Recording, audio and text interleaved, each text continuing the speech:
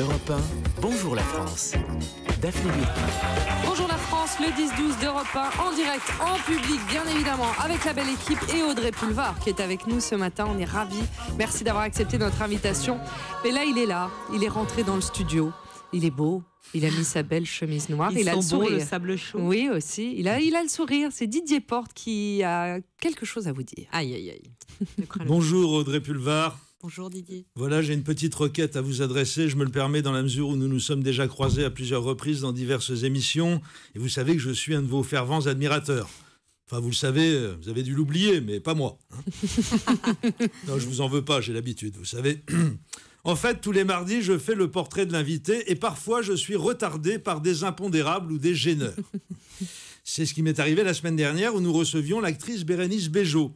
J'avais préparé un très joli portrait, très enlevé, empathique, sans être flagorneur, délicat et informatif à la fois. Vraiment du bon boulot qui changeait quand même substantiellement de ce qu'on entend habituellement dans cette émission. Seulement voilà, Daphné Burki, qui a des qualités par ailleurs, m'a interrompu très souvent, justement sûrement à cause de cet esprit de changement que je cherche à insuffler dans son émission. N'importe quoi. Par ailleurs excellente, en tout cas le mardi à partir de 11h30. Mais bon, c'est comme ça, dans ce pays, il y a beaucoup de gens qui veulent que rien ne bouge. Hein. Ils sont crispés sur leur vieille lune, ils tiennent absolument à ce que les gens soient payés quand ils travaillent, qu'on puisse manifester sans aller en prison, enfin, des lubies d'un autre âge. Oui, vraiment. Du coup, n'ayant pas pu terminer mon magnifique portrait de Bérénice Bejo mardi dernier, je voulais vous demander, chère Madame Pulvar, est-ce que ça vous pose problème si je le fais maintenant, Pas de problème. en même temps que je commence le vôtre? Et aucun Comme ça, souci. je rattrape mon retard. Ok? Alors, c'est parti.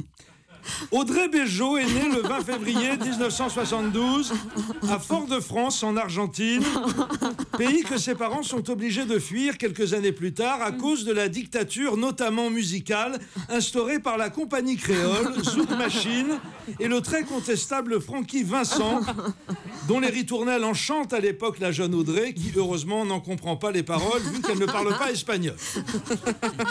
Installée en métropole, Audrey va y faire une très belle carrière de journaliste qui lui vaudra d'être récompensée par un prix d'interprétation au Festival de Cannes, ainsi qu'un César du meilleur rôle féminin, récompense qui la plonge, et on la comprend, dans un abîme de perplexité. Bah oui.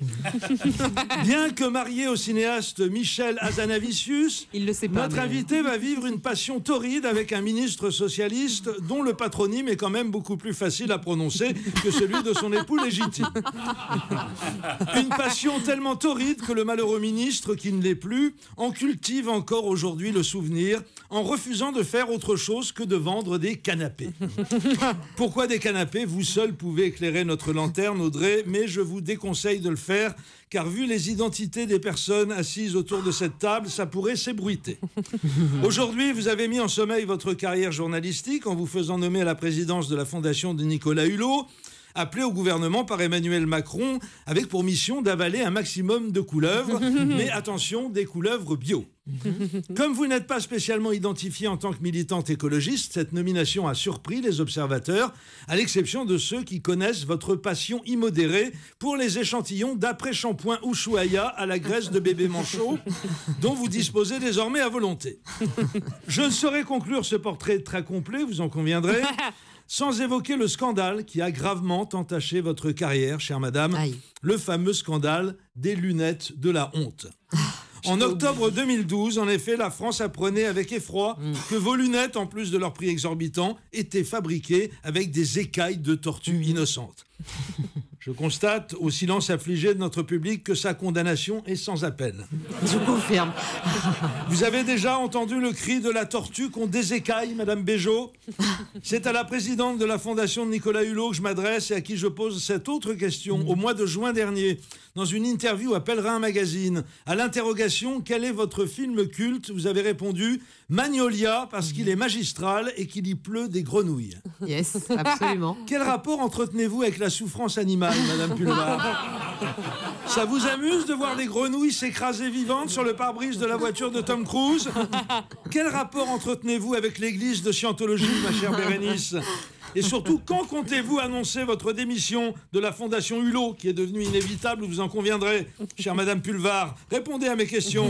Mais bien sûr, c'est ce moment précis que va choisir Daphné Burki pour m'interrompre et vous sauver la mise en vertu du pacte de solidarité tacite qui unit les grosses légumes de l'élite vaginocratique. Eh bien, je ne vous offrirai pas ce plaisir. Mesdames les censeuses, bonsoir. Bien, et voilà. Et Didier Porte, il prend la porte. On est rhabillés?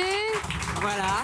On est rhabillés. Grosse, d'accord, mais légumes, non. Ouais, non. En revanche, oui, c'est vrai Je qu'on parle a... pour moi, bien sûr. Bon, voilà. Merci beaucoup, en tout cas, Audrey, d'avoir soutenu et supporté Didier Porte. Allez, on se retrouve dans un instant. On écoute YouTube, The Bad Thing About Me sur non. Europe 1. Bah si.